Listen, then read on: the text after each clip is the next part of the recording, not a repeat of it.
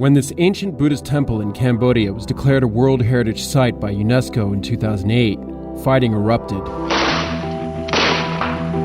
And in 2011, more clashes would leave 18 dead and thousands displaced.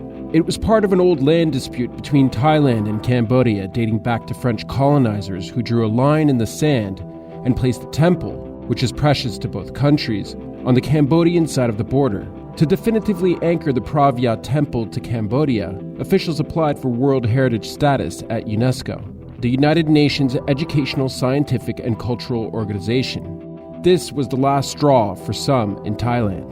ผมก็คิดว่าการเมืองมีส่วนขัดแย้งกันอะไรสักอย่างเนี่ยนะครับการเมืองนะเอาประชาชนเป็นเครื่องมืออย่างนี้นะครับประชาชนไม่รู้เรื่องรู้ราวนะครับ And while UNESCO has played an invaluable role in the promotion of education and protection of cultural sites like these, the World Heritage status can also be used as a political or ethnic flagpole for countries to plant when they want to highlight a specific part of their culture while simultaneously undermining local minorities. Myanmar, for example, has applied for World Heritage status for the ancient city of Mrao-U, a historic site where the Rohingya were the targets of a genocide in the surrounding region just a few years earlier. There's an awful lot of gunfire and big explosion noises outside. That's just the Myanmari army just firing rifles and explosions and stuff. In addition, the number of World Heritage sites awarded by UNESCO have jumped to over 1,000 since the initiative started in 1972. A trend that goes beyond preservation and is spurred by countries hoping to wrangle tourists in to visit their most famous landmarks and boost local economies. So how did an organization that has done so much to promote education and preserve culture get entangled in a political chess match that undermines the very sites they are trying to protect? And as global tourism booms, has UNESCO become a travel agent for countries willing to pay to get their countries on the map? This is the story of UNESCO's system error.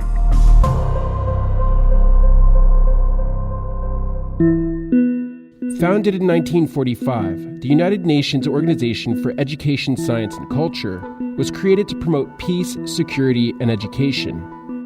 Its role would later expand to include the protection of some of the most important cultural sites on Earth. Scholars most familiar with UNESCO will point to the monuments of Nubia in the Nile Valley as one of the organization's most important achievements.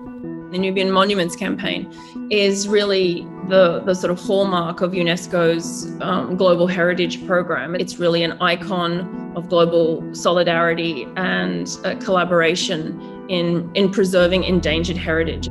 This initiative was kicked off when the Sudanese and Egyptian governments decided to build a dam, which in turn would help in the development of agriculture in both countries. The problem was some of the most important monuments of ancient Egypt would be submerged and destroyed. 22 monuments and thousands of artifacts were moved to higher ground or transported to museums around the world for preservation in an initiative orchestrated by UNESCO. And with that, countries started asking for assistance in the preservation of important monuments and sites around the world. There were many, many requests to try and save these incredible sites, usually from infrastructural development projects like dams. As the requests poured in, the World Heritage Committee was created and would meet once a year to determine which sites brought forward by country members would gain World Heritage status. They decided to come together under one convention. So whether it was a natural or a cultural site, these were locations that were seen to be of importance to all of humankind. With its second meeting in 1978, 12 iconic sites were named. Since then, World Heritage sites have ballooned to 1,121 sites across the globe.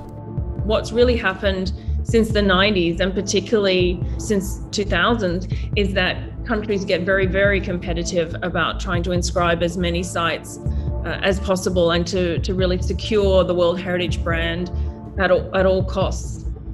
Part of the reason why countries want the World Heritage stamp on their sites is global tourism, which has grown to astronomical proportions since commercial aviation became affordable, going from 25 million tourist arrivals in 1950 to 1.4 billion in 2018. Now that we are saturated with information all around, a World Heritage label sort of makes you stand out, let's say. So then it becomes a competition between countries rather than collaboration. The most powerful decision makers at the World Heritage Committee meetings are the 21 states that are chosen to be on the World Heritage Committee. And they're the ones that decide whether a site is inscribed on the World Heritage List or on the list in danger. They will be approached with incentives or threats to support other countries. As of 2019, global tourism represented nearly $3 trillion, and with countries around the world vying for a slice of the pie, competition and lobbying have become part of the World Heritage game. The brand has a lot to do with the international tourism, but it's also a reputational capital. It speaks to a country's ability to preserve sites, that this is a country that has an enormous heritage. But tourism can have an adverse effect on the preservation of the site. Visitation has to be regulated, otherwise everything gets destroyed. But unfortunately, in every country in the world, you have people who have vested interests in increasing tourism and increasing the impact of tourism in terms of bringing in economic rewards. Welcome to Quebec City, a UNESCO World Heritage Site. The UNESCO Heritage Site designation highlights Bridgetown's unique serpentine layout of its streets. 12 remarkable Czech historical sites have been written into the UNESCO World Heritage List. For instance, in Cambodia with Angkor Wat, there's been this massive expansion of huge hotels around the site. The water table then affects the site because it means that the monuments start to fall and collapse. It's all about inscription, whereas nobody really wants to talk about conservation problems. They're often, put under the rug, as it were. But it's not just the degradation of the sites. The people that live in or near these sites can be affected as well. In Malaysia, the Georgetown clan jetties in Penang were saved from a development project when the site achieved World Heritage status. But this had the adverse effect of drawing in droves of tourists, as well as the construction of hotels, which also drove up prices. After UNESCO listing, the shophouse price gone up by 10 times. The tenant that can't afford to pay the rental just move away. So I think more than half of the residents has been moving out. Most of the houses, they have shops, it's closed down, all turned into cafe, and cafe. Hotel, or hotel, that's all. I feel that the city has no soul, but I don't regret to do the UNESCO listing. We want the people to benefit from the economy and from this UNESCO listing in terms of economy because they are not very rich. But that's only half the story. In 2011, UNESCO recognized Palestine as a country member, which in turn led to the United States and Israel cutting off their funding. The US has since left the organization in 2018, while maintaining its right to apply for new World Heritage sites. The US was its biggest contributor, and its departure has had a crippling effect. They took a 22% budget cut. The US was already several $1 million in arrears to paying UNESCO its dues. And then we have seen, again, a decade of them not paying. So it's crippled the organization financially. China has now become an important player for UNESCO, becoming the highest contributor to the regular budget, topping the charts with 55 World Heritage sites. It's now tied with Italy.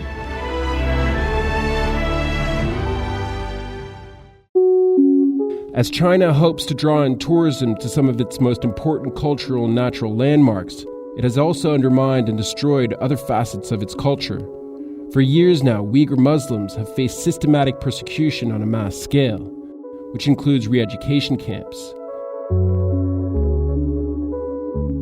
But China has also systematically destroyed an estimated 16,000 mosques, according to a report by the Australian Strategic Policy Institute, which studied satellite photos to show the destruction of cultural and religious sites. UNESCO's greatest challenge is its inability to call out its member states. And it's always been a problem, but in terms of World Heritage and World Heritage conflicts and Indigenous rights and human rights, UNESCO is never going to come out and sort of openly critique powerful nations like China or Russia. Meanwhile, China will host this year's World Heritage meeting, where countries lobby UNESCO for recognition of their cultural sites. Millions of dollars go to creating dossiers that are used in the nomination process. in garnering support, in influencing people, in flying them down to your country to look at the sites. And poorer countries, especially African nations, who account for only 8.5% of all World Heritage sites, get left behind. When African nations actually do nominate sites, what they feel they have to do is actually nominate sites of their own persecution. So you have colonial forts, palaces, churches for inscription. And then they, of course, get the support of the French, the Germans, the Italians, the Brits who colonized them, because they also see it as part of their history and patrimony. So that African nations don't always feel that they can even nominate the indigenous sites that are more important and more meaningful to them. So it's really inequity on many levels. Meanwhile, the Biden administration has indicated that it hopes to rejoin UNESCO. If we're on the outside, we have no voice. And that goes across the board, whether it's UNESCO. Well, I always say that if UNESCO didn't exist, we'd have to invent it. And I think that the world is a better place because of the organization. Again, it goes back to UNESCO's early beginnings, really, where the founders of the organization were the victors of the war, and that was Britain and France. And so they wanted to hold on to their colonies, and the UN was a way to really do that. And we see that those legacies have really not shifted as far as they should have. We're all part of a system. It's all interconnected. And if you don't take responsibility, and if you don't take the leadership in that sense, what are we left with? A shopping mall